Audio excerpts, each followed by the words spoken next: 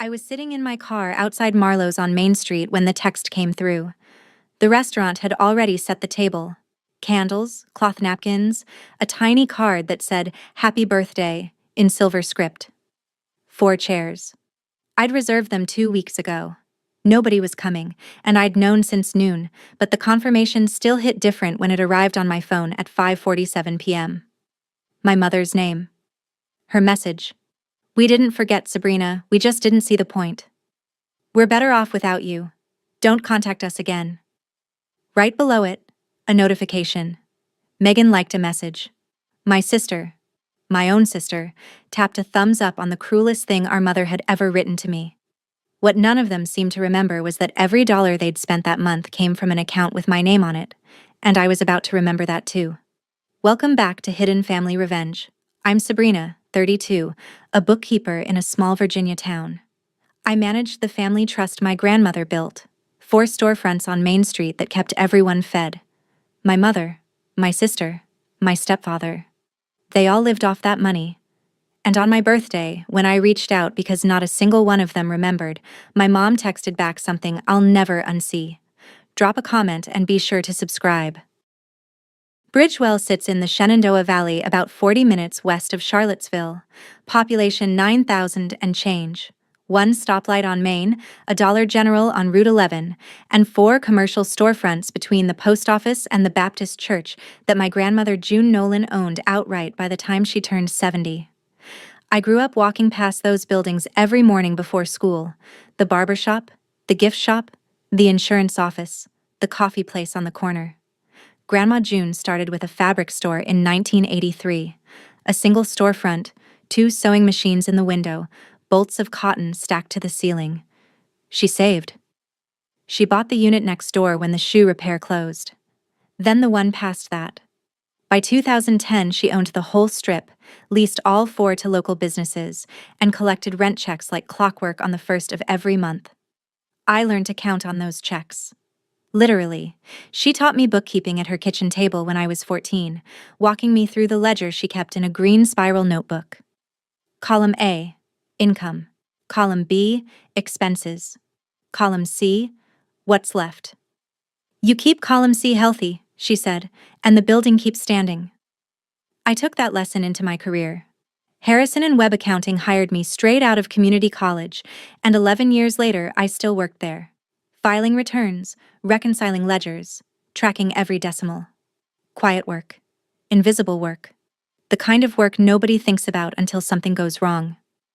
My apartment sat on the east side of town. 2nd floor. 1 bedroom, rent paid from my salary. I didn't live off the trust. I didn't need to. But my family? They needed it the way the buildings needed a roof. And they treated both of us about the same. Useful, forgettable, and someone else's problem to maintain. Grandma June died 3 years ago, mid-October, with the leaves going copper outside her hospital window. Pancreatic cancer, quick and merciless. She'd been sick for 5 months, and in those 5 months I was the one who drove her to chemo, sat in the waiting room with her green ledger on my lap, and updated the books while she slept in the recliner afterward. My mother, Denise, visited twice. Once to bring flowers. Once to bring paperwork. A printout from a real estate agent estimating what the 4 storefronts could sell for. Megan, my younger sister, didn't visit at all. She sent a card. Before June went into hospice, she sat me down and told me about the trust, an irrevocable living trust, drafted by a lawyer in Staunton, naming me as successor trustee upon her death. 3 beneficiaries, Denise, me, and Megan. The trust held the 4 commercial units on Main Street, plus the family home on Pinecrest Road. The house where my mother and her husband Ray now lived, rent-free. Total rental income from the commercial spaces, roughly $12,500 a month, depending on the season. Distribution split. Denise received $4,500. I received $4,000. Megan received $3,500. June gave Denise the largest share because she worried about her the most. She gave me the smallest because she trusted me the most. "You'll do fine on your own," she told me, adjusting her oxygen line. "Your mama won't." She was right about the first part. She was wrong about the second. Denise didn't need more money. She needed someone to stop giving it to her without conditions. But I didn't understand that yet. I was 29 and still believed that generosity fixed things. Denise married Ray Calloway 5 years ago, back when Grandma June was still healthy enough to object. She didn't object. She said, "Your mother's old enough to make her own mistakes." Ray had run a landscaping company out of a rented trailer on Route 9. 2 trucks, 3 employees, a logo on the door that peeled off after the first winter. The company lasted 18 months before he closed it and owed $38,000 to a supplier and a leasing company. That debt followed him into the marriage. It followed him into the family home on Pinecrest Road, which the trust owned and Denise lived in without paying a dime. And it followed him straight to my desk. 4 years ago, while Grandma June was doing her last round of chemo, Denise called me. Not to ask how June was feeling, to ask if I'd consider liquidating the commercial properties. "Ray's business fell through," she said. "We need capital." I said no. The trust terms didn't allow a sale unless the trustee, me, determined it served the trust's long-term interest. Selling 4 income-producing properties to cover one man's debt didn't qualify. Denise went silent for a long time. Then, "You're choosing her over your own mother." I tried to explain the difference between a fiduciary obligation and a personal choice. She hung up. After that, every conversation between us orbited money. She called to ask about the distribution schedule. She called to ask if I could increase her share. She called to ask why the December check was 2 days late. She never called to ask how I was doing. My mother didn't call to hear my voice. She called to hear a number. Megan was 28, 4 years younger than me. She worked part-time at a salon downtown, Tuesdays, Thursdays, and every other Saturday. The trust check covered her apartment and groceries. What it didn't cover, I covered. Her car payment, $380 a month on a used Honda Civic she'd picked out herself. She never asked me to pay it. She didn't have to. When she got the car 2 years ago, she mentioned offhand that the monthly was steep, and I set up an auto-pay from my personal checking account. Just quietly. The way I did everything. Megan's problem with me wasn't the same as Denise's. Denise resented me for refusing to sell. Megan resented me for existing in the role she thought should have been shared. When Grandma June named me sole trustee, Megan took it as a verdict, a ranking of worth, not competence. "She picked you because she thought I couldn't handle it," Megan said once at Thanksgiving, after her second glass of wine. I told her June chose me because I had accounting experience. Megan shrugged. "Same thing." After that, she kept her distance. Not hostile, just absent. She'd text back hours late, cancel plans without rescheduling, skip my calls and reply with a thumbs-up emoji. Last year, for Megan's birthday, I bought her a set of professional haircutting shears. Titanium, the kind she'd been eyeing in a catalog. I wrapped them, drove to her apartment, knocked. She wasn't home. I left them at the door. She thanked me by text 2 days later. That same night, she posted photos of a dinner out with her friends, everyone laughing around a table full of cake. Megan didn't hate me. She just never thought about me unless I was standing right in front of her. And that was worse. 2 weeks before my birthday, I sent a group text. Denise, Megan, Ray. "Hey everyone, my birthday's on the 14th. I made a reservation at Marlowe's for 4 people. Would love to have dinner together. 6 p.m. Marlowe's was nothing fancy. Italian place on Main Street, red check tablecloths, a chalkboard menu. I picked it because it was close, because the breadsticks were good, and because I thought a low-stakes venue might lower the excuses. Denise replied the same day. "We'll see." 2 words. Megan read the message and didn't respond. Ray, nothing. 5 days before, I sent a follow-up. Casual. "Just checking in, Marlowe's on Thursday?" Denise. I said we'll see, Sabrina. Megan. Thumbs up emoji. That was all I got. On June 14th, I woke up to silence. No calls, no texts. I made coffee, drove to the office, sat down at my desk. My coworker, Linda, had left a cupcake with a candle on my keyboard and a card that said, "Happy birthday, Sabrina," in blue marker. I blew out the candle, ate the cupcake at my desk, and spent the next 4 hours reconciling quarterly returns for a plumbing company. Noon came. Nothing from my family. 2 o'clock. 3. At 4:30, I closed my laptop and sat in the break room with my phone face down on the table. Linda poked her head in. You okay, hun? Fine. You heading to Marlowe's tonight? Yeah. I picked up my phone at 5. No missed calls, no voicemails. One notification, a weather alert for possible thunderstorms.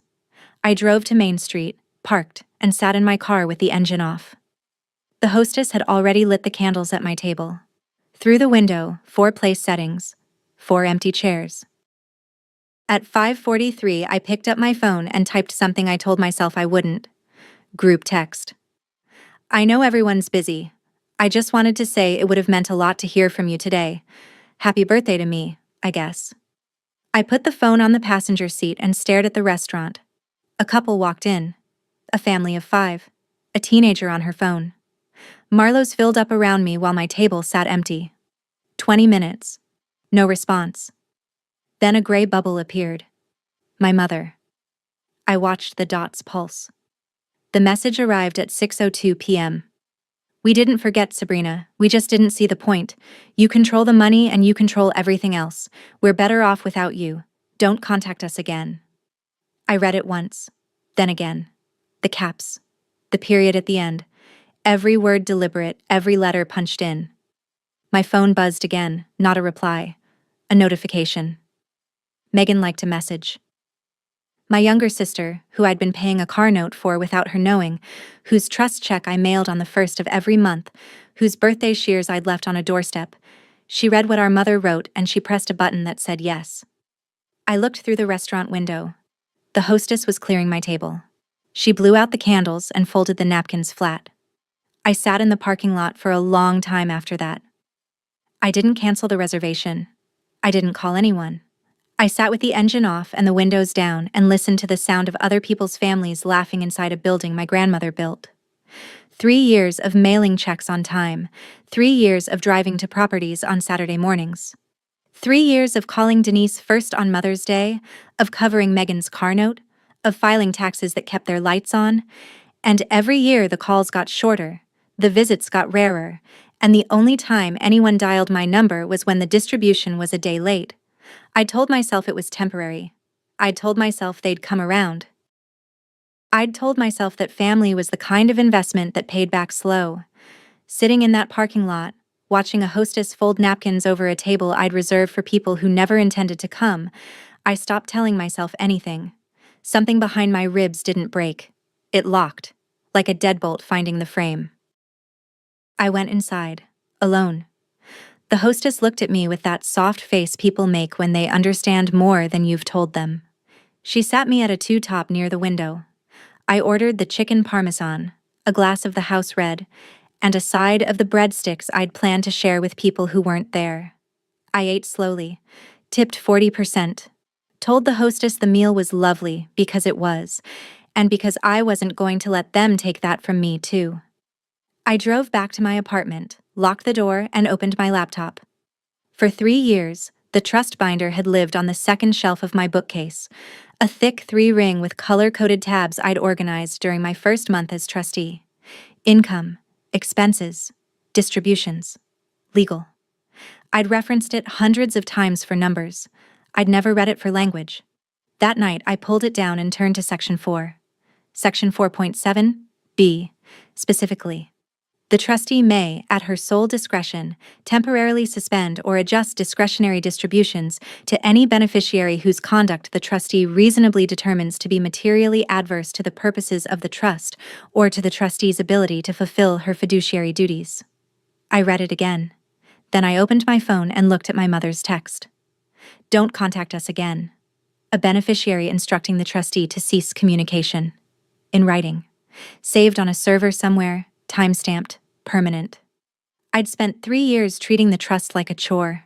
Something to finish on Saturday afternoons between grocery runs and laundry. Distributions on the 1st. Maintenance when Ray called. Taxes in April. I never stopped to read what the trust actually allowed me to do, until someone told me I didn't matter enough to be part of my own family. I sat at my kitchen table that night reading legal language I'd never bothered to study. Section 4.7, Trustee discretion. I'd signed hundreds of checks, filed years of tax returns, replaced furnaces, and patched gutters. All for people who couldn't remember my birthday. If you've ever been the one holding everything together while everyone looked through you, stay with me. This was the night everything changed. I didn't sleep. I sat cross-legged on my couch with the trust binder open on the coffee table and a legal pad on my knee, and I went through the document the way I went through a new client's books, line by line, flagging every clause that carried weight. Section 4.7b was the one that mattered most. Trustee discretion to suspend distributions in cases of materially adverse conduct. But it wasn't the only one. Section 6.2 authorized the trustee to commission an independent audit of trust expenditures if she identified irregularities. And Section 8.1 outlined the process for formal beneficiary notification, certified mail, return receipt, specific language about the nature of the action and the legal basis. These weren't buried in footnotes. They were printed in 12-point Times New Roman on pages I'd handled quarterly for 3 years. I'd just never needed them before. I set the binder down and opened my phone, scrolled back through the group chat. Mom's text, the caps lock. Don't contact us again. In any other family, that's a fight that blows over by Tuesday. In trust law, it's a beneficiary on record directing the trustee to cease contact. That changes the fiduciary relationship. That creates documentation. And I was a bookkeeper. Documentation was the only language I'd ever been fluent in. But the text alone wasn't enough for what I was already starting to think about. I needed something more concrete, something with numbers attached. And as I sat there with the legal pad filling up, I thought about Ray's maintenance invoices. The ones I'd flagged in January, the ones with round numbers and vague descriptions, the ones I'd meant to follow up on after tax season. Tax season had been over for 6 weeks. The next morning, the day after my birthday, I got to the office before anyone else, pulled up the trust's digital records and printed every maintenance invoice from the past 12 months. 14 invoices total, all submitted by Ray, all paid out of the trust's maintenance reserve. I spread them across my desk and did what I'd been trained to do. Look for the pattern. Roof repair, Unit 3, $4,200. Plumbing emergency, Unit 1, $2,800. HVAC replacement, Unit 4, $6,500. Water heater, family home on Pinecrest, $3,100. The numbers were round. The descriptions were short. The vendor on every single invoice was the same, Martinez Contracting, with a phone number, a P.O. box address, and no website. I'd asked Ray about it back in January, during a phone call about a leaking faucet in Unit 2. Who's Martinez Contracting? I don't see them in the county business registry. Ray had laughed, warm, casual, the way he always was when money was involved. Oh, Eddie Martinez, one-man outfit. Does great work. He doesn't do formal invoices. I told him I'd handle the paperwork. I'd let it go. Tax season was starting. I had 43 client returns on my desk and a filing deadline that didn't care about my family's plumbing. I'd flagged the invoices in my tracker, yellow highlight, question mark, and moved on. That was January. This was June. And the question marks had been sitting there for 6 months, patient as mold, waiting for someone to pull back the panel and look. I stacked the invoices in a manila folder, tucked it into my bag, and drove to Main Street on my lunch break. Unit 3 was the barbershop, Frank's, run by a man named Frank Delaney, who'd been cutting hair in Bridgewell since before I could walk. I parked in front and looked up. The roof. The invoice said it had been repaired 8 months ago. New flashing patched membrane, sealed seams, $4,200 worth of work. I walked around the side of the building to the downspout. Water stain on the brick, fresh, still wet from last week's rain. I went inside. Frank was sweeping around his chair. Morning, Sabrina. Trim? Just a question, Frank. Did anyone come to fix the roof last fall? A contractor? Maybe named Martinez? Frank leaned on the broom. Nobody touched that roof, hun. It still leaks when it rains hard. I put a bucket under the east vent. I thanked him and moved to Unit 1, the gift shop, run by Darlene Prescott. Same question. Plumbing emergency, $2,800. Darlene, Did a plumber come through here about 6 months ago? A plumber? She looked at me like I'd asked if aliens had landed. Nobody came to fix anything, honey. I told Ray about the slow drain in the back room and he said he'd handle it. That was months ago. I took photos, documented dates. Over the next 3 lunch breaks, I worked through every unit on the strip, the insurance office, the coffee place, matching invoice claims to physical evidence, or the complete absence of it. By the time I finished all 4 units, the folder in my bag held 14 invoices totaling $28,000 for work that had never been performed. The phone number on Martinez Contracting rang to a disconnected prepaid cell.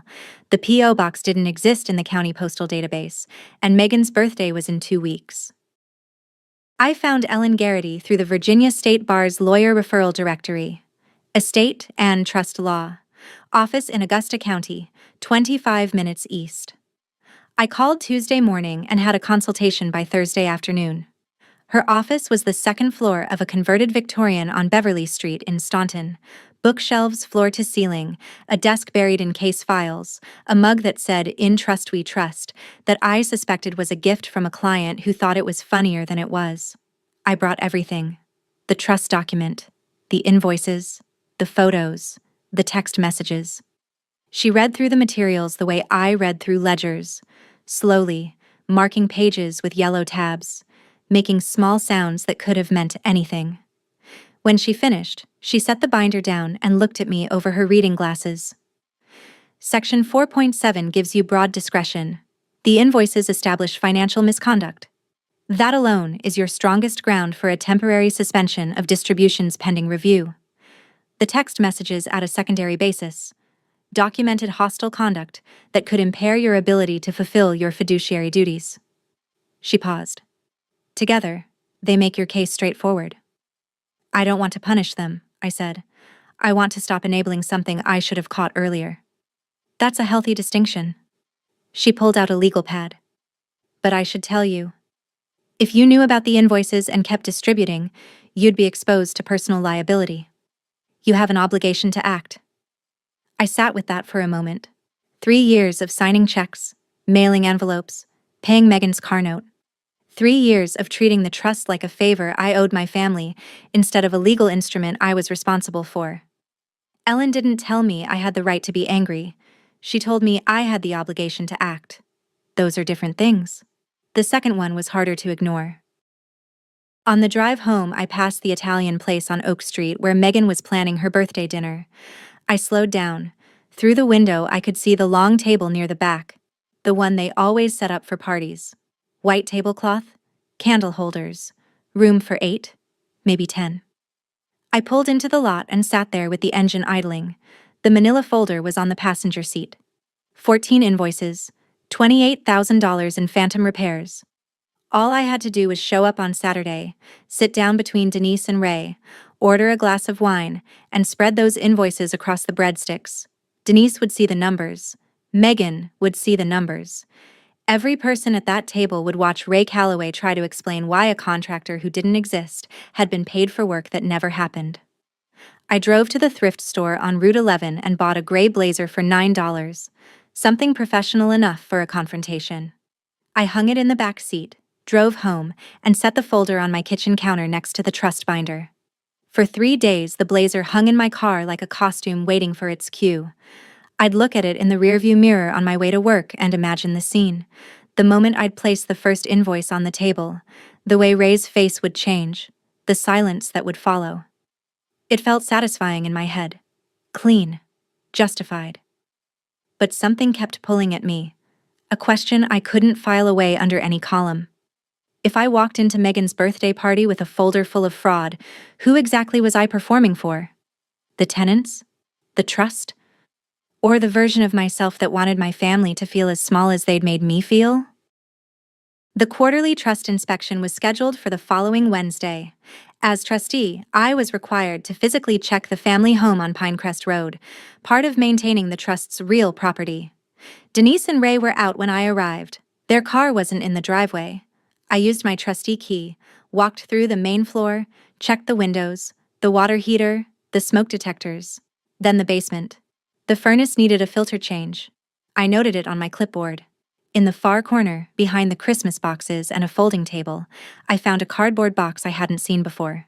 It was labeled in Grandma June's handwriting, Sabrina, personal. I knelt down and opened it. Inside, a stack of June's old ledgers, some family photos from the 90s, a recipe card for her lemon pound cake, and an envelope, cream-colored, unsealed. My name on the front in her careful cursive. Sabrina, 30th birthday. She'd written it before she died. She never mailed it. Inside was a birthday card. A simple one, drugstore stock, with a sunflower on the front. Her handwriting filled the inside. Sabrina, 30 years old and you've already done what most people won't in a lifetime. You showed up. Every Saturday. Every ledger. Every hard conversation nobody else would have. I know it's thankless. I know they don't see it. But I see it. The ones who show up are the ones who matter. Don't let anyone who stayed away tell you what home means. I love you. June. I sat on the basement floor with the card in both hands. Upstairs, the house that my mother lived in for free creaked in the afternoon wind. I folded the card, put it in my jacket pocket, and climbed the stairs. The blazer stayed in the car. I wasn't going to Megan's party. I called Ellen Garrity from the parking lot of the Pinecrest Road house before I even pulled out of the driveway. I want to proceed, I said. Formal suspension of discretionary distributions pending fiduciary review. I'll prepare the documentation.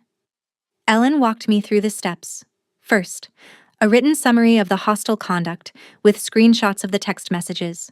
Second, the audit evidence. Invoices, photos, tenant statements, the disconnected phone number, the non-existent P.O. box. Third, formal beneficiary notification letters, one for each beneficiary, sent by certified mail with return receipt. Each letter would cite the specific trust sections, describe the basis for the action, and explain the process for resolution. How long will it take to draft the letters? I asked. I can have them ready by Monday if you get me the evidence packet by Friday. I spent that evening at my kitchen table with my laptop, scanner, and the manila folder. I compiled everything.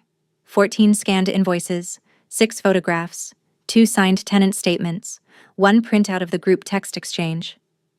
I organized it the way I organized a client's tax file, tabbed, indexed, with a cover sheet summarizing the key findings. I also logged into my bank account and canceled the autopay for Megan's car. $380 a month from my personal checking. She'd never asked for it. She'd never thanked me for it. She didn't even know it existed. I sat back and looked at the stack of documents on my table. Clean, orderly, complete. I'd spent my Saturday the way I always did. At a desk, with numbers. But for the first time, the numbers weren't favors I was doing for someone else. They were facts I was assembling for myself. Megan's birthday was Saturday. The letters would arrive before then. Monday morning, I drove the evidence packet to Ellen's office in Staunton. She reviewed it over lunch. Her lunch, not mine. I sat in the waiting room and read a 2-year-old copy of Virginia Lawyers Weekly while she ate a turkey sandwich and marked up my cover sheet with a red pen. By 3 o'clock, she had 3 letters drafted on her firm's letterhead. 1 addressed to Denise Calloway, 1 to Sabrina Nolan, 1 to Megan Nolan. Each letter stated the same thing in precise legal language. As successor trustee of the June Nolan Family Trust, I was exercising my authority under Sections 4.7b and 6.2 to temporarily suspend discretionary distributions to all beneficiaries, effective immediately, pending an independent fiduciary review of trust expenditures and beneficiary conduct. The letters cited 2 grounds: documented hostile conduct by a beneficiary toward the trustee, and evidence of fraudulent maintenance claims totaling approximately $28,000 submitted by a non-beneficiary household member with apparent access to trust accounts. Tuesday morning, Ellen's paralegal mailed all 3 letters via USPS certified mail, return receipt requested. Estimated delivery, Thursday or Friday. I tracked the shipments from my desk at Harrison and Webb, refreshing the USPS page between tax returns. The tracking numbers sat in a browser tab next to a spreadsheet for a dentist's quarterly filing. I thought about calling my mother. I thought about texting Megan. I thought about driving to Pinecrest Road and explaining everything face to face, the way a daughter should, the way Grandma June would have done it. Patient, gentle, over coffee at the kitchen table. Then I remembered that the kitchen table was in a house the trust owned, and the woman sitting at it had told me not to contact her again. So I refreshed the tracking page and went back to the spreadsheet. Wednesday. My inbox. A new email from Ray Calloway. Subject line: Maintenance, Unit 2 Electrical. The body was 2 sentences long. Electrical panel in Unit 2 needs upgrade. Estimate from contractor, $3,800. No contractor name. No quote attached. No details. Just a number and an expectation. I replied within the hour, from my work email, using the formal tone I saved for vendor disputes. All maintenance expenditures are currently suspended pending an independent audit per Section 6.2 of the Trust Agreement. Please do not submit further maintenance requests until the review process is complete. Sabrina Nolan, Trustee. My phone rang 14 minutes later. Not Ray. Denise. The first time she'd called me since the birthday text. I let it go to voicemail. Her message: What is this about an audit? Sabrina, you're being ridiculous. Ray said you're blocking repairs. Those buildings need maintenance, and you can't just... Call me back. Her voice had the same pitch it carried when I was 12 and forgot to empty the dishwasher. Exasperated. Inconvenienced. Certain that whatever was happening was my fault. I saved the voicemail. Added it to the file. I thought about the blazer still hanging in my back seat. The one I'd bought for a confrontation I'd already decided against. Then I thought about the birthday card in my jacket pocket. The ones who show up are the ones who matter. The voicemail wasn't concern. It wasn't curiosity about what had gone wrong. It was a customer calling the complaint line because the service was interrupted. I closed the email, finished the dentist's returns, and drove home through Bridgewell's only stoplight. The tracking page said the letters were in transit. Out of Staunton. Heading west. Coming home. For 3 years, I'd mailed checks without question. Covered car payments without thanks, patched gutters, filed taxes, kept every tenant satisfied, while my own family couldn't remember one date in June. Now the paperwork I was filing wasn't for them. It was about them.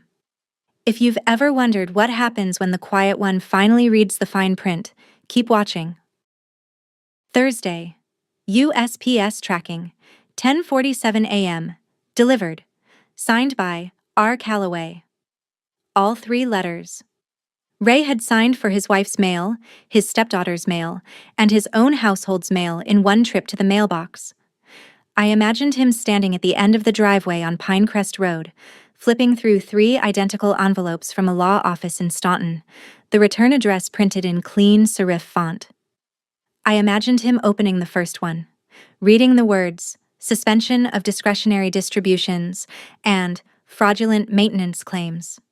I imagined the color leaving his face the way it leaves a receipt left in the sun. At 11:15, a text from Megan. Hey, you're still coming Saturday, right? Mom said you're being weird about money stuff. I didn't reply. At 12:30, Megan called. Voicemail. Sabrina, seriously, just call Mom back. It's probably a misunderstanding. I don't want drama at my party. A misunderstanding. $28,000 in fake invoices and a text that said I wasn't family anymore. And Megan thought it was a misunderstanding she could smooth over before the appetizers arrived. At 2:45, Denise called twice. I didn't pick up. At 3:10, Ray called. I didn't pick up. At 4 o'clock, Ray left a voicemail that was mostly breathing and one sentence. You've made a very big mistake. At 6 o'clock, I made pasta. Ate it at my kitchen table with a glass of water and the trust binder open to Section 8, the notification requirements, making sure every procedural box was checked. At 9 o'clock, I turned off my phone. The screen showed the total. Missed calls from 3 contacts, stacked like a receipt tape. The number at the top was 99, and counting.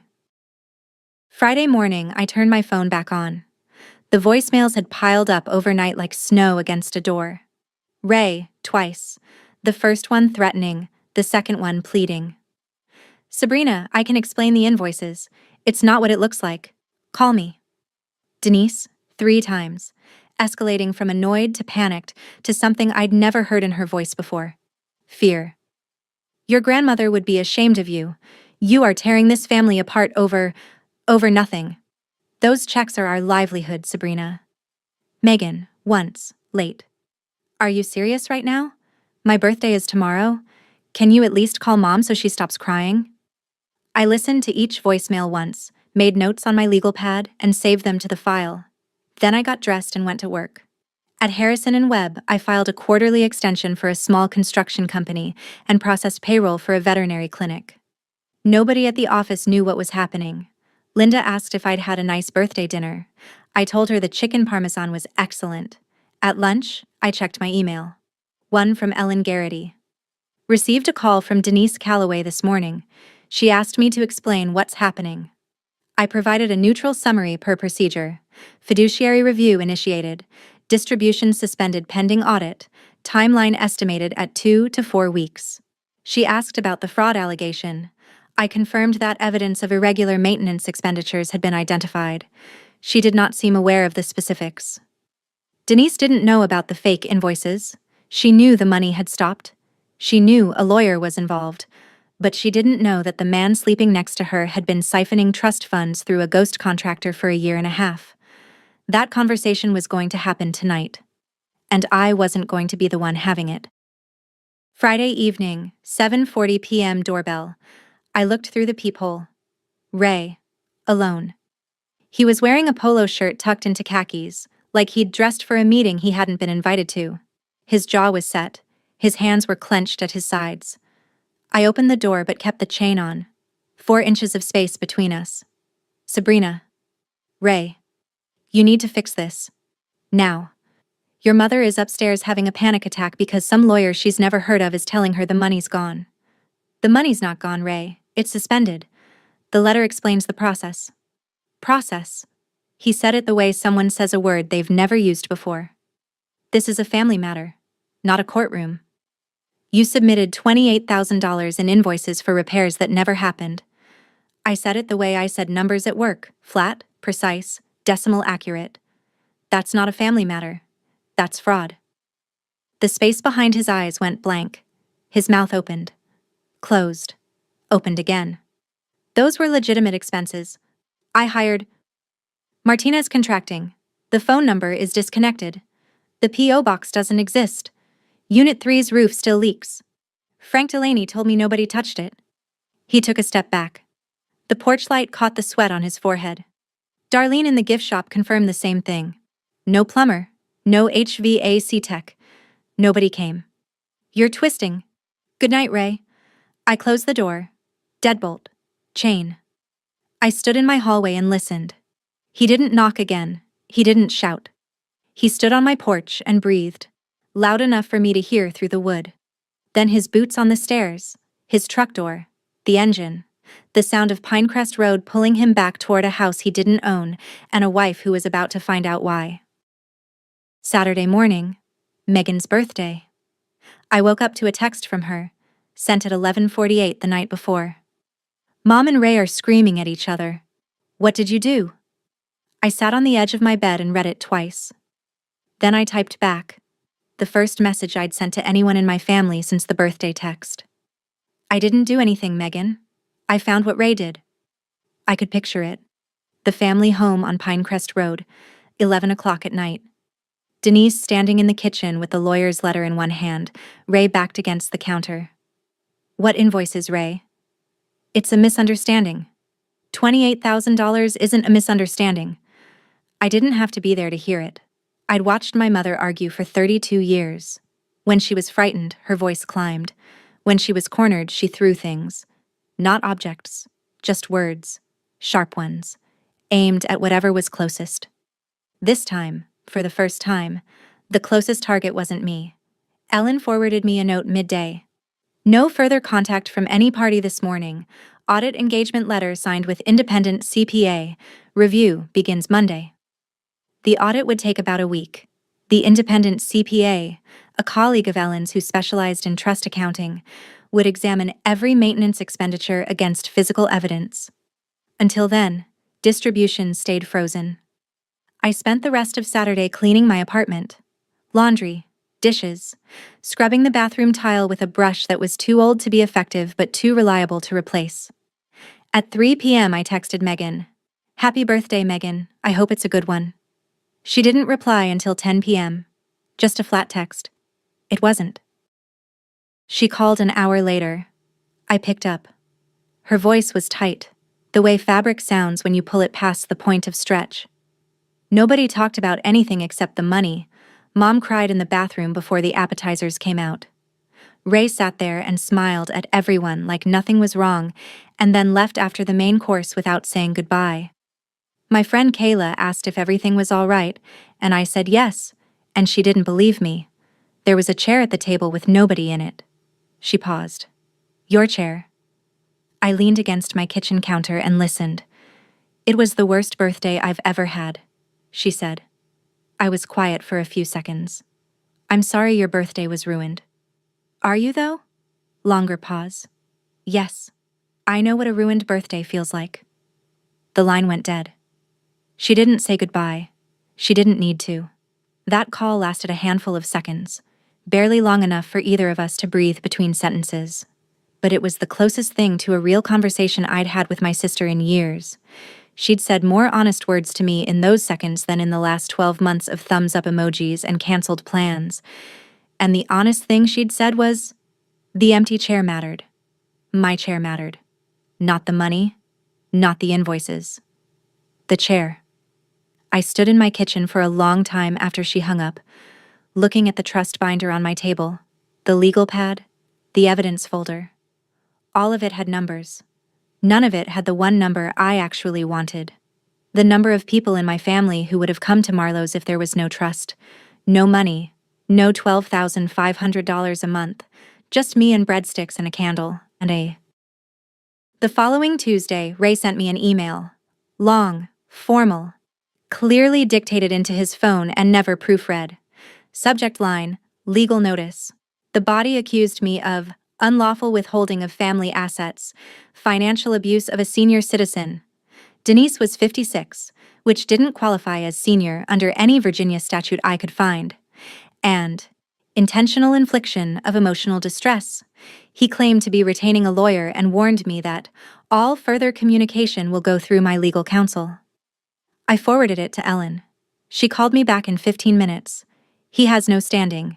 He's not a beneficiary. He's not a trustee. He's not even named in the trust document. If he hires a lawyer, that lawyer will tell him the same thing, and it'll cost him money he clearly doesn't have." She paused. "Let him send the email. It's more documentation." That same afternoon, Megan called. Not about the email. About her car. "My autopay bounced," she said. "The bank sent me a notice. They said the payment source was removed." "That was my personal account, Megan. I'd been covering it." "Your personal... what?" $380 a month. For the last 2 years. Dead air. I could hear a hairdryer running somewhere in the background. She was at the salon. "I didn't know you were paying it," she said. Quiet. Almost a whisper. "I know." More silence, then. "How long is this going to last?"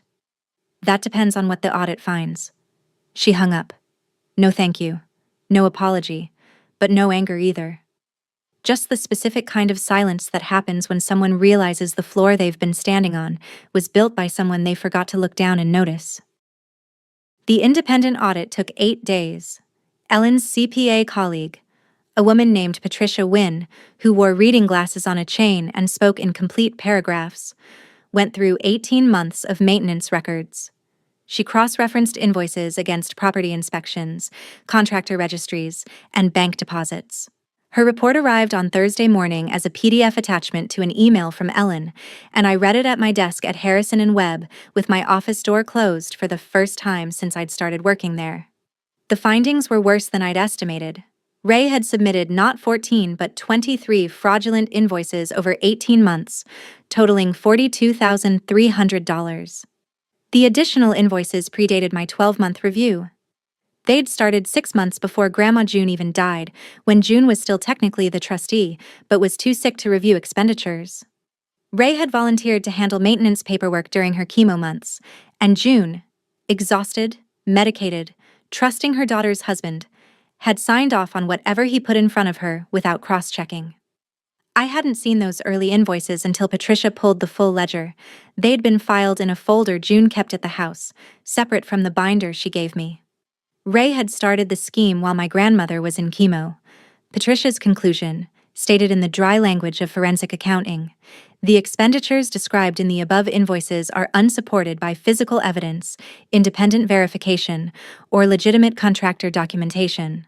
The pattern is consistent with systematic misappropriation of trust funds. Ellen called me that afternoon.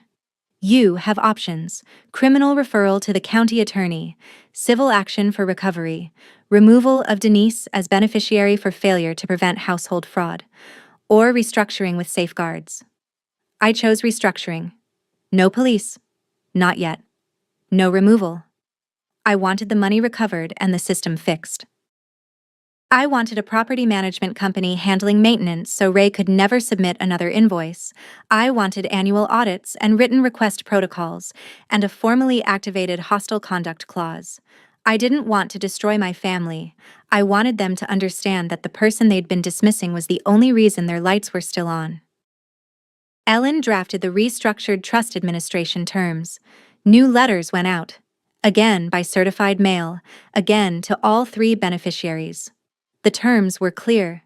Distributions would resume once each beneficiary signed an acknowledgement agreeing to the following conditions. 1. All property maintenance would be handled by Shenandoah Valley Property Services, an independent management company, at market rates. No more direct submissions from family members. 2. All financial requests must be made in writing through the trustee. 3. Annual independent audit of trust expenditures, paid from trust operating funds. 4. The hostile conduct provision in Section 4.7b was now formally activated. Any documented threats, written harassment, or deliberate interference with trust operations by a beneficiary or household member would trigger an automatic 90-day suspension of distributions. I'd seen harsh legal language in client files before. This was fair language. Every condition existed to protect the trust June had built. Every condition could have been avoided if anyone in my family had bothered to treat the trustee like a person. The letters arrived on a Wednesday. Denise called Thursday evening. I answered. You want me to sign something that says I can't be rude to you? Her voice was vibrating between rage and disbelief. The trust doesn't know what rude is, Mom. It knows beneficiaries and terms. You're my daughter, Sabrina. And you told me not to contact you again. I'm following your instruction. Silence. Then lower. We're coming over. All of us. Tomorrow. And you're going to sit down and explain yourself like a human being instead of a machine. You're welcome to come. The terms won't change.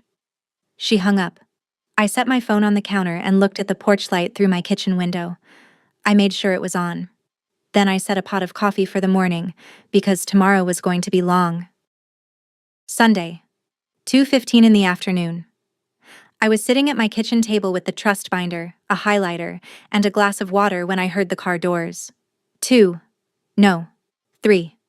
The slam of Ray's truck door had a different weight than Denise's sedan. Then the lighter click of what had to be Megan's Civic. The one I'd been making payments on until 10 days ago. Footsteps on the stairs. My apartment was second floor, exterior entry, metal staircase. I could hear all 3 of them climbing. Ray first, heavy, fast. Denise behind him, Megan at the back. The knock was Ray's, hard enough to rattle the deadbolt plate. I stood, crossed the room, and opened the door. All the way. No chain this time. Denise pushed past me before I'd stepped aside, her purse swinging against the doorframe. Ray followed, filling the hallway with aftershave and adrenaline. Megan hovered at the threshold, arms crossed, eyes on the floor. I left the door open for her.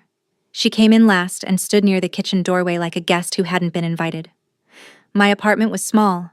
Living room, kitchen, bedroom, bathroom.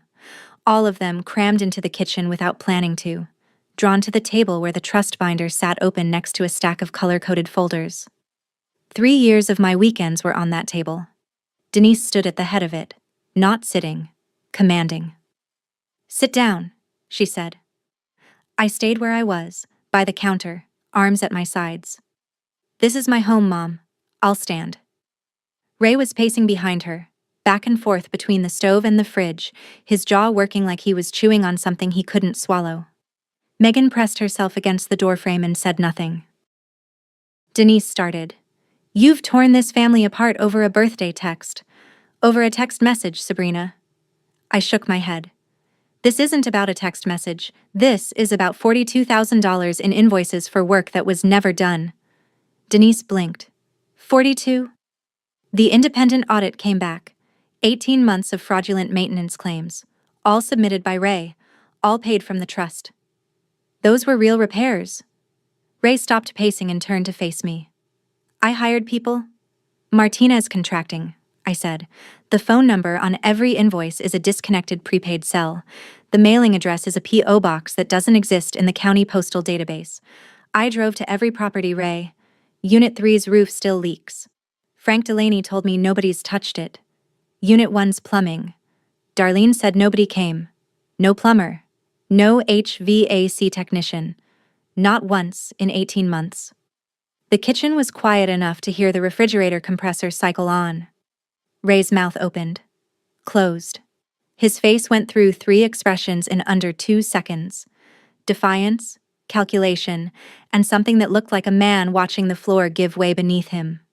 Denise turned toward him slowly, the way a ship turns. Massive, deliberate, unstoppable. You told me those repairs were real. They were.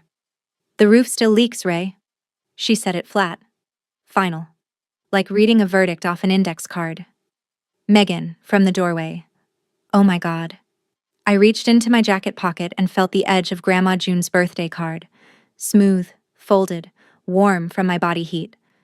The ones who show up are the ones who matter. I kept my voice steady. Grandma June built those buildings over 40 years. She started with a fabric store and a sewing machine. She didn't leave them so someone could file fake invoices and bleed the maintenance fund dry. Ray's eyes went to the manila folder on the table. He hadn't noticed it until now. Denise tried the last weapon she had. I'm your mother, Sabrina. You can't treat me like a client. Like a line item. I looked at her. Standing in my kitchen, in an apartment she'd never visited, surrounded by trust documents she'd never read, defending a man who'd stolen from the trust that fed her, and calling me a machine because I'd finally stopped being the one that ran without maintenance. You texted me on my birthday, I said, and told me you were better off without me. You didn't treat me like a daughter, Mom. You treated me like hired help who got too comfortable. I was angry. You were angry because I wouldn't let Ray sell Grandma's buildings to pay his debts. You've been angry about that for 4 years. And every single month for those 4 years I kept sending checks. I kept filing taxes. I kept driving to the properties on my Saturday mornings. I kept paying Megan's car. I looked at Megan. She looked at the floor. Because I thought that's what family does. The kitchen was completely still. Ray had stopped pacing. Denise's hands were flat on the table. Megan's arms were wrapped around herself like she was standing in a draft. I let the silence sit. Then, you said you were better off without me. I believed you. Denise's face changed. The anger bled out of it and left something older underneath. Something that looked like recognition. Like looking in a mirror and seeing the crack for the first time. Ray broke first. You can't just... I'm not cutting anyone off, Ray. I'm restructuring the trust administration in accordance with my fiduciary duties. If the beneficiaries sign the new terms, distributions resume. If they don't, that's their choice. The trust continues, either way. He took a step toward the table, toward the manila folder. And if I have a problem with that? You're not a beneficiary. You're not named in the trust. You have no standing to challenge any action I take as trustee. I placed my hand on the folder, didn't open it. And if you'd like to explain those invoices to a judge, the audit report is right here. He stared at the folder, then he tried the only move he had left. This is entrapment. You set me up. I didn't set anything up, Ray. You submitted invoices. I verified them. That's bookkeeping. I'll get a lawyer. I'll have this whole trust thrown out. You're welcome to try. Your lawyer will tell you the same thing Ellen told me. You're not a beneficiary. You're not named in the trust. And the audit report documents everything. He looked at Denise, waiting for her to defend him, the way she'd defended him for 5 years. She didn't look up. Her hands stayed flat on the table. Ray stood there for a long moment, long enough for the refrigerator to cycle off and leave the kitchen in total silence. Then he walked out. The screen door slammed behind him. His truck started in the lot below. The engine sound faded down the road toward Pinecrest, toward a house that belonged to a trust managed by the daughter he'd told to go away. Denise, Megan, and I stood in the kitchen. 3 women, 1 table, $42,000 of silence between us. Denise sat down.